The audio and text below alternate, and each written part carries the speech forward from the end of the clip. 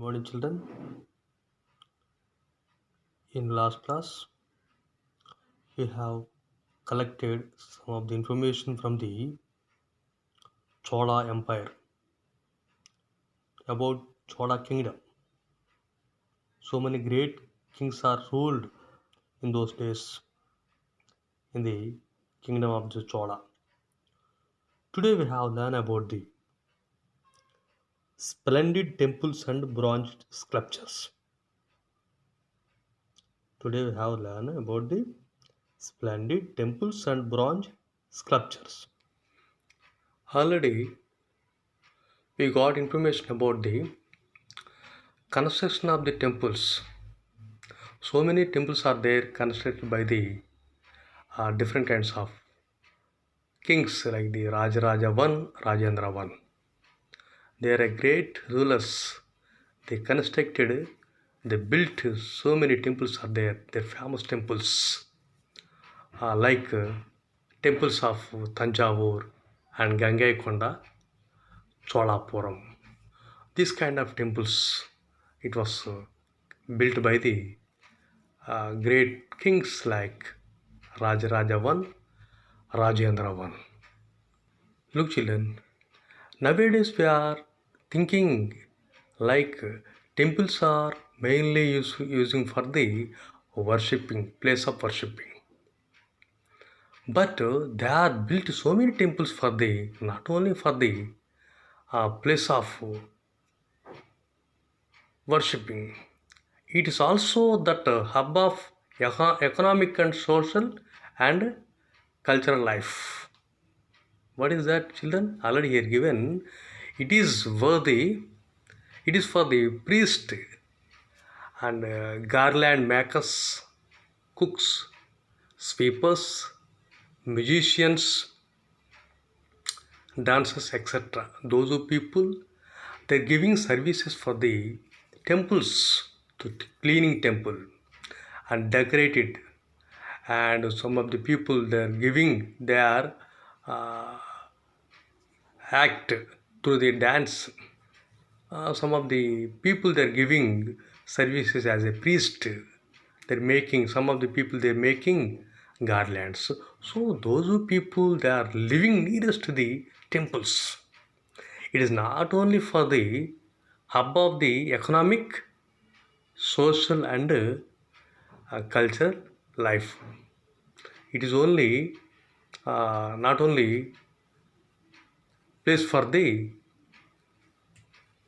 worship. Already I told you it is for the uh, but also that the hub of economic, social, and cultural life. Temple of Tanjavur and Gangaikonda, Cholapuram, like some of the people that are living nearest the temple, like priests, garland makers, cooks, sweepers, musicians, dancers, etc. Temples were not only places of worship but also the hub of economic, social, and cultural life. Already in last class, you saw the temple. It is in the Gangaikonda, Cholapuram. At the Gangaikonda, Cholapuram, it was constructed by the Rajaraja I, Rajendra I. They are great kings, and they are some of the people. They made different kinds of bronze sculptures are there. It is a bronze sculptures. It was made in the different kinds of artisans in the period of the Cholas.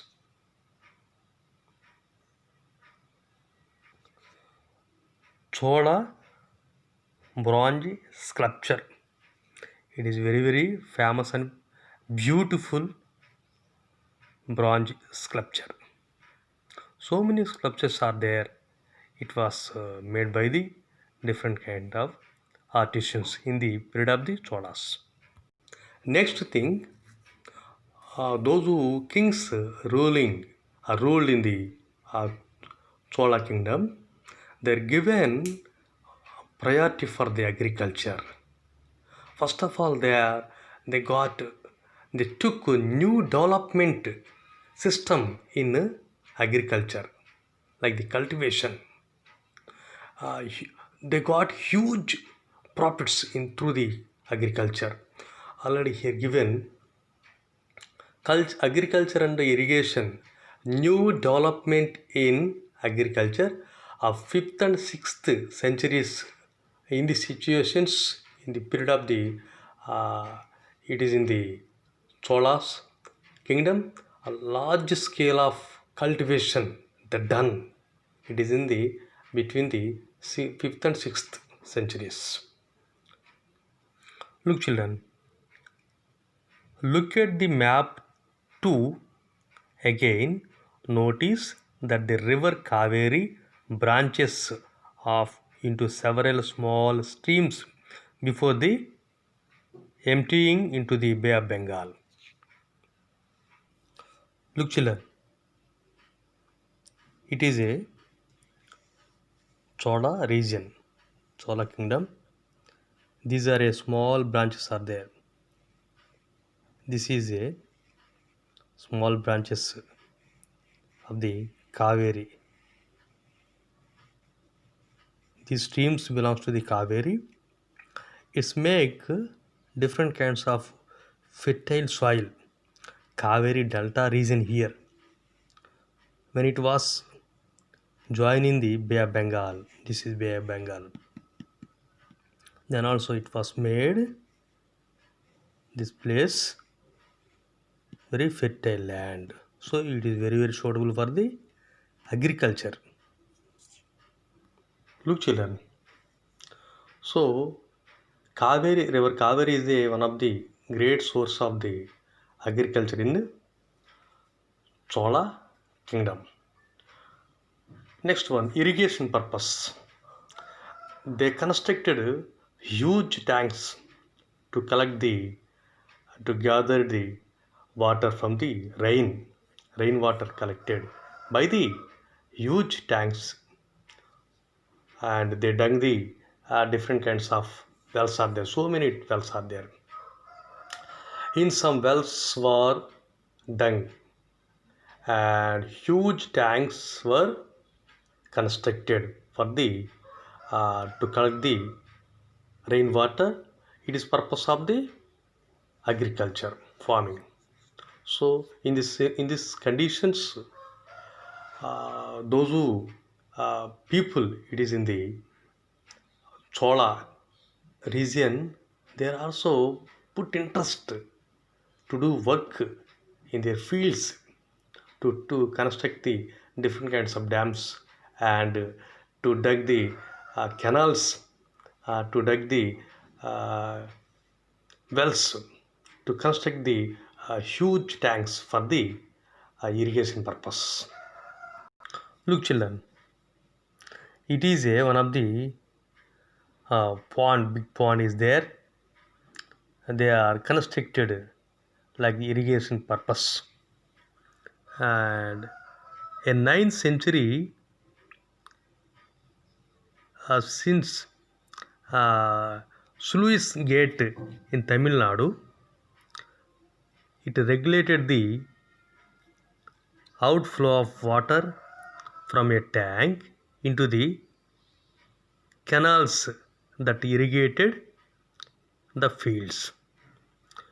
Sluice Gate means it regulated the water from the tanks. It is in the constructed in the 9th century. It is purpose of the agriculture. It is one of the source of the irrigation purpose. In some areas, wells were dug. In other places, huge tanks were constructed to collect rainwater. Remember that irrigation works require planning, organizing labor, and resources. Maintaining these works and deciding on how water is to be shared. Most of the new rulers as well as people living in villages took an active interest in these activities.